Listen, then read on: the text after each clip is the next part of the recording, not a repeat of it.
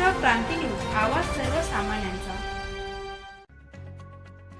कळवण सुरगाणा विधानसभा मतदारसंघात येत्या 20 नोव्हेंबर रोजी होणाऱ्या विधानसभा निवडणुकांच्या पार्श्वभूमीवर पोलीस प्रशासनानं निवडणूक सुरक्षित आणि भयमुक्त वातावरणात पार पडावी या उद्देशानं रूट मार्चचं आयोजन केले।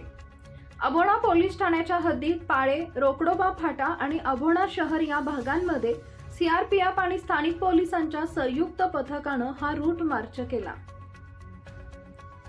रूट मार्चमध्ये सुमारे 50 सीआरपीएफचे जवान आणि 15 ते 20 स्थानिक पोलीस अधिकारी आणि कर्मचारी सहभागी होते।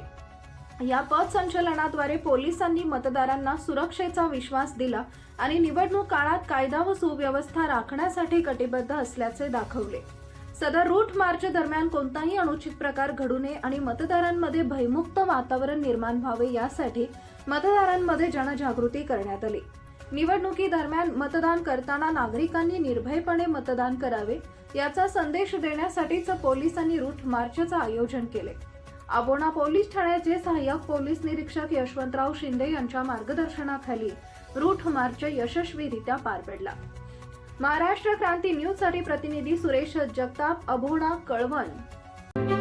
अशाच नवनवीन बातम्या पाहण्यासाठी आमच्या महाराष्ट्र क्रांती न्यूज या YouTube चॅनलला लाईक करा, सबस्क्राईब करा आणि बेल आयकॉनला प्रेस करा।